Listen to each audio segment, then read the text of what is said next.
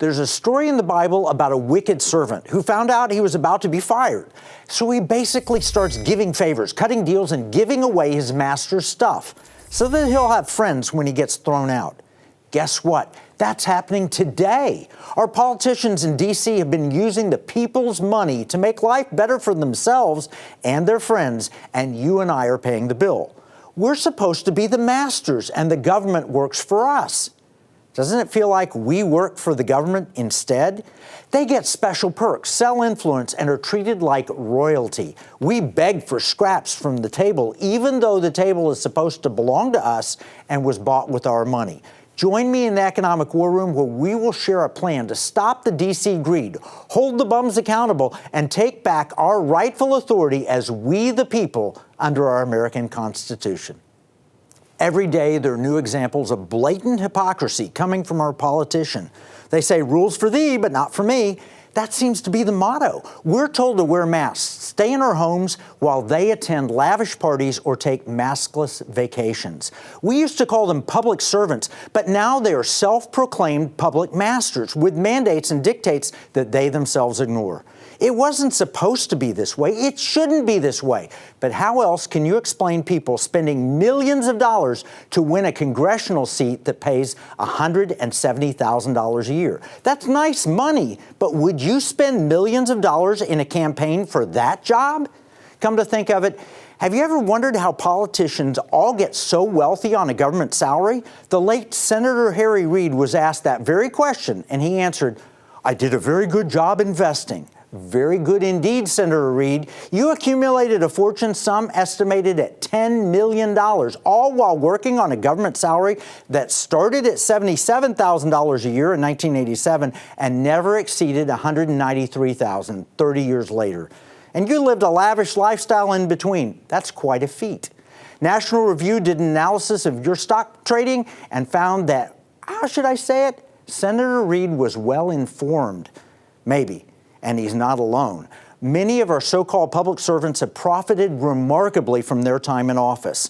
To better understand how politicians get so wealthy, let's ask Tom Fitton, president of Judicial Watch, one of America's best accountability and integrity foundations. Welcome, Tom. Hey, good to be with you. Thank you. Thank you. Tom, how do members of Congress get so wealthy? Well, my guess is your listeners already have figured it out. They get into positions of influence, and when they're in a position of political influence, others who want to influence that make certain opportunities available to them.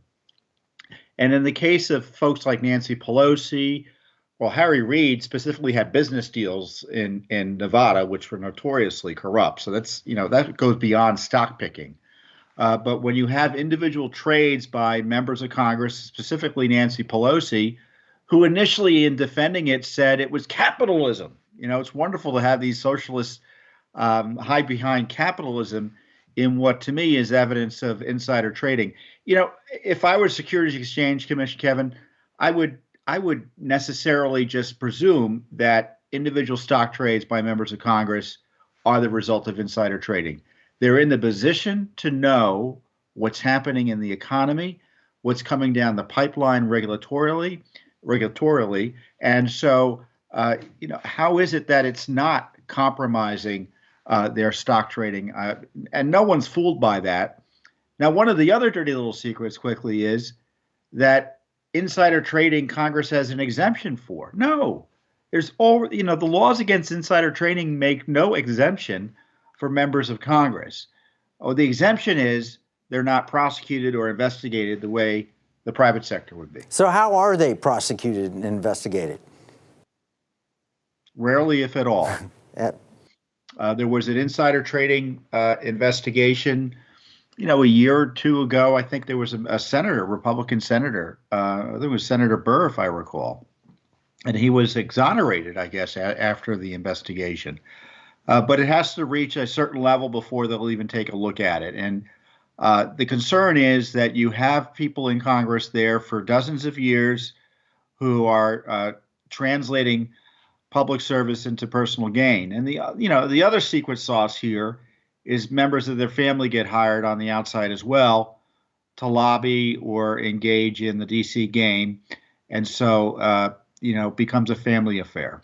Nancy Pelosi has made a fortune worth more than $100 million, all while working on a government salary. How? How are she and other politicians becoming millionaires while supposedly working for us in Congress?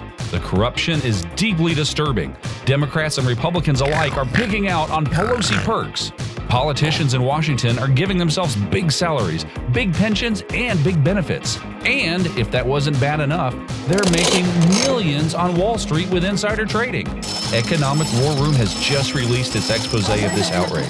And we've launched a nationwide campaign so every American can take action to demand an end to Pelosi perks.